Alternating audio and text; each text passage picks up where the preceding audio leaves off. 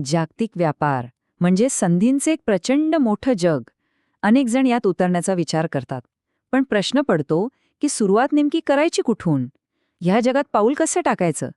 चला तर मग आजच्या या माहिती सत्रामध्ये आपण हेच सगळं सोप्या भाषेत समजून घेऊया. कधी विचार केलाय का की आपल्या हातातला फोन किंवा अंगावरचा टी शर्ट जगाच्या कुठल्या तरी कोपऱ्यात बनतो आणि आपल्यापर्यंत पोहोचतो? हा प्रवास कसा होतो? एखाद्या वर्कशॉपमधनं निघून आपल्या जवळच्या दुकानापर्यंत पोहोचण्याचा हा जो प्रवास आहे ना, तो खरं तर खूपच इंटरेस्टिंग आहे. आणि आज आपण तोच प्रवास उलगडणार आहोत. तर आज आपण काय काय बघणार आहोत? सगळ्यात आधी जागतिक व्यापार म्हणजे नेमकं काय ते समजून घेऊ. मग विकण्यासाठी योग्य प्रोडक्ट कसं शोधायचं, शिपिंगची जी काही किचकट भाषा आहे ना ती सोपी करू, पेमेंट सुरक्षित कसं ठेवायचं ते पाहू, आणि हो, ग्राहक कसे शोधायचे हेही बघू. तर हा आहे आपला आजचा रोडमॅप. चला सुरू करूया. बरं, तर पहिला मुद्दा, जागतिक व्यापार. खोलात शिरण्याआधी चला थोडं वरून बघूया, म्हणजे नेमकं मोठं चित्र काय आहे ते समजून घेऊ. संपूर्ण आयात निर्यात प्रक्रिया आहे ना, ती खरं तर या 5 सोप्या स्टेप्समध्ये बसते. पहिली स्टेप अर्थातच रिसर्च. बाजारात काय चालतंय, कोणतं उत्पादन घ्यायचं. दुसरी स्टेप एक चांगला सप्लायर शोधणं. तिसरी लॉजिस्टिक्स आणि शिपिंगची व्यवस्था करणं. मग येतं कस्टम क्लिअरन्स आणि सगळ्यात शेवटी विक्री आणि वितरण. बस हाच आहे संपूर्ण प्रवासाचा आराखडा. आता येतो सगळ्यात महत्त्वाचा प्रश्न, विकायचं काय?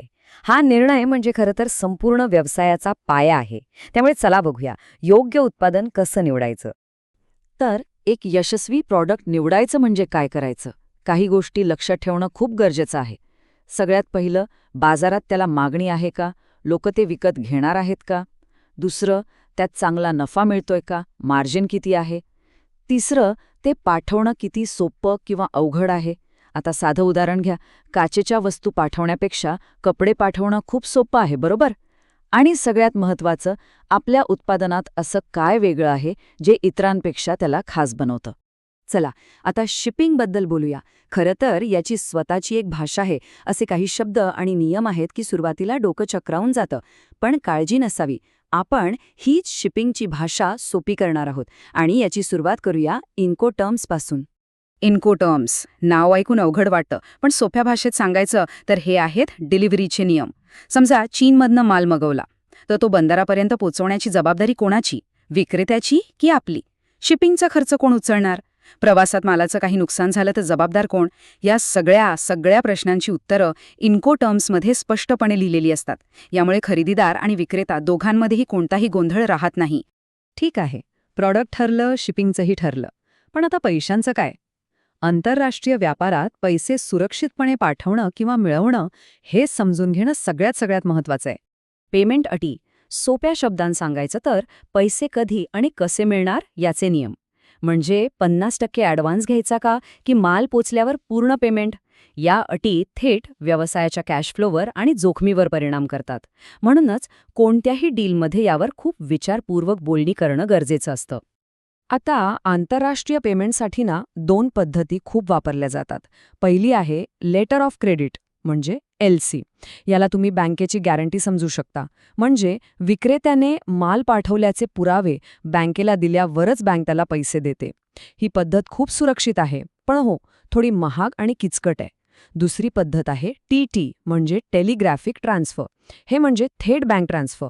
सोपं आणि स्वस्त. पण यात एक धोका आहे. जर पुरवठादारावर पूर्ण विश्वास नसेल आणि आगाऊ पैसे दिले तर त्यात जोखीम असू शकते. बरं, माल तर आला, पण आता तो विकायचा कोणाला? चला आता आपण व्यवसायाच्या शेवटच्या टप्प्याकडे वळूया, म्हणजे आपल्या उत्पादनासाठी ग्राहक शोधणं. तर हे खरेदीदार शोधायचे कुठे? त्यासाठी अनेक मार्ग आहेत. अलिबाबासारखे ऑनलाईन B2B मार्केटप्लेसेस आहेत, जिथून जगभरातल्या खरेदीदारांपर्यंत पटकन पोहोचता येतं. किंवा मग आंतरराष्ट्रीय व्यापार मेळ्यांमध्ये जाऊन थेट लोकांशी बोलता येतं, संबंध तयार करता येतात. एक तिसरा मार्ग म्हणजे तिथल्या स्थानिक एजंटला नेमणं, ज्याला तिथल्या बाजाराची पूर्ण माहिती असते. प्रत्येक व्यवसायानुसार वेगवेगळा मार्ग जास्त फायदेशीर ठरू शकतो. ठीक आहे, तर आत्तापर्यंत आपण बरीच माहिती घेतली, सगळे सिद्धांत समजून घेतले. पण सगळ्यात महत्त्वाचा प्रश्न येतो की पहिली पायरी काय असेल? म्हणजे फक्त शिकण्यापासून ते प्रत्यक्षात काम सुरू करण्यापर्यंतचा प्रवास कसा करायचा? या सगळ्या माहितीमधून एक गोष्ट जरी लक्षात ठेवायची झाली तर ती ही आहे, लहान सुरुवात करा, सखोल संशोधन करा आणि संबंध तयार करा. एका रात्रीत मोठं साम्राज्य उभं करायचा प्रयत्न करू नका. एका उत्पादनाने, एका बाजारपेठेने सुरुवात करा, गोष्टी शिका आणि एक गोष्ट कायम लक्षात ठेवा. हा व्यवसाय फक्त वस्तूंचा नाहीये, तर माणसांचा आहे. पुरवठादार आणि खरेदीदारांसोबत तयार होणारा विश्वास हीच या व्यवसायातली सगळ्यात मोठी संपत्ती आहे. जागतिक बाजारपेठ सर्वांसाठी खुली आहे, संधींनी भरलेली आहे. तर जाता जाता एक विचार, यातली पुढची मोठी गोष्ट काय असेल? कोणतं नवीन उत्पादन किंवा कोणती नवीन कल्पना आहे जी जगासमोर यायची वाट बघतीये? का माहीत ती कल्पना कोणाकडे असेल?